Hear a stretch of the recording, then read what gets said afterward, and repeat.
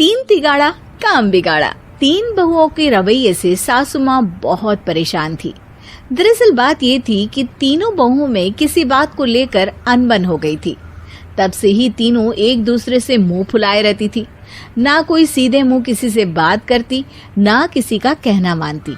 पड़ोसी भी इस बात को जानते थे और जाने कैसे कैसे बातें भी करते। इसीलिए सासू माँ ने तीनों बहुओं को तुरंत अपने कमरे में बुलाया। मैं कई दिनों से देख रही हूँ, तुम तीनों अलग अलग सारे काम कर रही हो। ये सब नहीं चलेगा, तीनों को मिलकर ही काम करना पड़ेगा। सास की बात सुनकर एकदम से बड़ी बहू बोल उठती है। नहीं मम्मी जी, मैं इन दोनों के साथ कुछ नहीं कर सकती। मैं इस घर की बड़ी बहू हूँ, फिर भी ये मेरा कहना बिल्कुल भी नहीं मानती। अरे जेठानी जी, जानबूझकर मुझे डबल काम करवाती है आप, और छोटी मुझसे टेढ़े मुंह ही बात करती है। इन दोनों के बीच हमेशा सैंडविच बन जाती है मेरी, और मैं हमेशा आलू की तरह बीच में मसली जाती हूँ। मम्मी जी, इन दोनों को लगता है कि मैं छोटी हूँ तो इनके पैरों तले दब जाऊंगी, लेकिन नहीं, मेरा भी उतना ही अधिकार है जितना इन दोनों का है।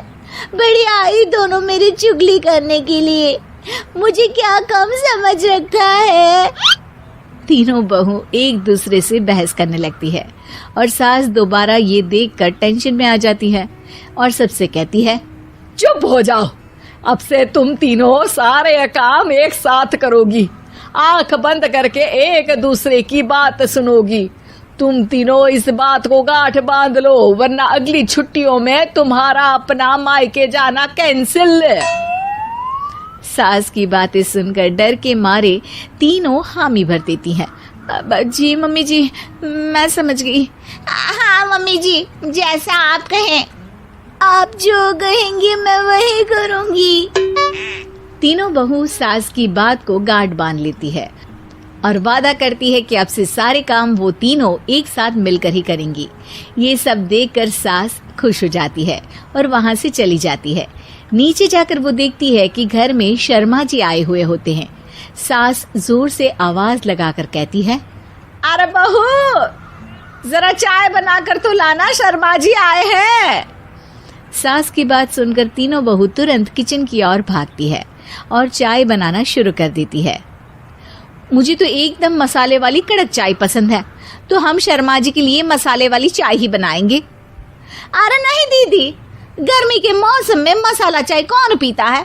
मैं तो शर्मा जी के लिए इलायची वाली चाय ही बनाऊंगी। ये कैसी बात कर रही हैं आप दोनों? मेरी मम्मी ने सिखाया है कि मेहमान को ज्यादा दूध और शक्कर वाली चाय देनी चाहिए, वरना वो घर वालों को कंजूस समझते हैं। तो मैं तो शर्मा जी को ऐसी ही चाय दूंगी। तीनों बहुएं अपने अपने तरीके से चाय में शक्कर, मसाला, पत्ती सब डाल देती है। उबलने के बाद तीनों मिलकर चाय बाहर लेकर जाती है और शर्मा जी और सासू माँ को देती हैं। चाय पीने के बाद शर्मा जी सासू माँ को देखकर शर्मा जाते हैं और शर्मिंदा महसूस करते हैं कि आखिर उन्होंने चाय पीने के लिए हामी क्यों भरी। सासू माँ भी चाय पीना शुरू करती है और कहती हैं, अरे बहू, ये कैसी चाय बनाई है? चाय है या मीठे दूध की बासुंदी?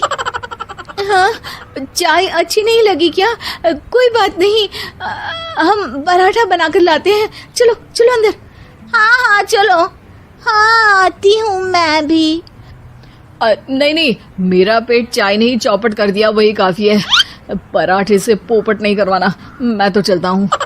शर्मा जी चुपचाप पतली गली से निकल जाते हैं। अगले दिन सास बहुओं से कहती है, अरे बहू, जाओ जाके ऊपर के गेस्ट हाउस की सफाई कर दो। कल हमारे यहाँ मेरे दूर के रिश्तेदार आने वाले हैं, तो पूरे कमरे को चमका देना, समझी? तीनों बहू सास की बात को मानकर ऊपर सफाई करने चली जाती हैं और तीनों कमरे की सफाई चालू कर देती है। बड़ी बहू मकड़ी के जाले साफ करती है, तो बीच वाली झाड़ू लगाना और छोटी वाली सर्फ डालकर जमीन धोना शुरू कर देती है। अरे दीदी, जेठानी जी, अभी मैंने पूरी फर्श धोई और आप फिर से धूल नीचे गिरा रही हैं। और मछली जेठानी जी, आप बिना झाड़ू की धूल यहाँ छटक रही हैं। अरे तीनों को साफ करना है, एक साथ सफाई करते हैं ना। अरे वही तो, हम साथ साथ हैं, घर साफ साफ है। तीनों बहू ऐसे ही काम में उलझ जाती है और 2 घंटे तक एक ही कमरे की सफाई करती रहती है।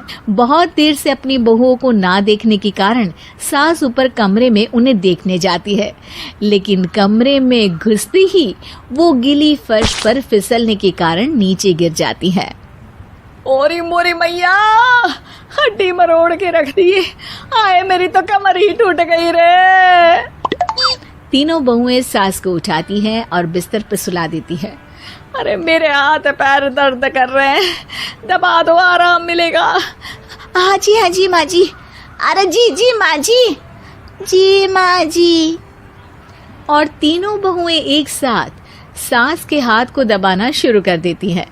माँ की तो चीख ही निकल जाती है और नतीजा ये होता है कि सास के बचे हुए शरीर में भी दर्द उठ जाता है। हाय राम, ये क्या कर दिया तुम तीनों ने।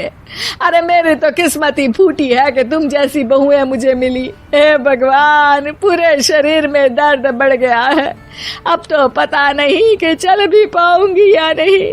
माफ करो, मुझे गलती हो गई मुझसे कि तुम तीनों को एक साथ काम करने के लिए बोला। सोचा था तीनों मिलके अच्छे से काम करेगी, लेकिन बड़े बुजुर्ग सही कहते थे कि 3 तिगाड़ा काम बिगाड़ा। तुम लोगों ने ये बात ना आज साबित करके दिखा दी। तुम तीनों को तो समझाना यानी मानो भैंस के आगे बीन बजाना है। तुम्हें अकेले अकेले काम करना है ना, तो अब से तुम अकेले ही अपना अपना काम करो। तीनों बहुएं वहां से जाने लगती है। अरे कहाँ जा रही हो? आप ही ने तो कहा कि अपना अपना काम करो, तो मुझे मुल्तानी मिट्टी लगानी है। अरे मुझे भी तो नेल पॉलिश लगानी है, मुझे ना मेहंदी लगानी है। सास अपना सर पीट लेती है और कहती है, अरे मुझे भी लगाना है कुछ। क्या माँ जी? तुम्हारे घर वालों को फोन तुम्हारी हरकतें बताने के लिए।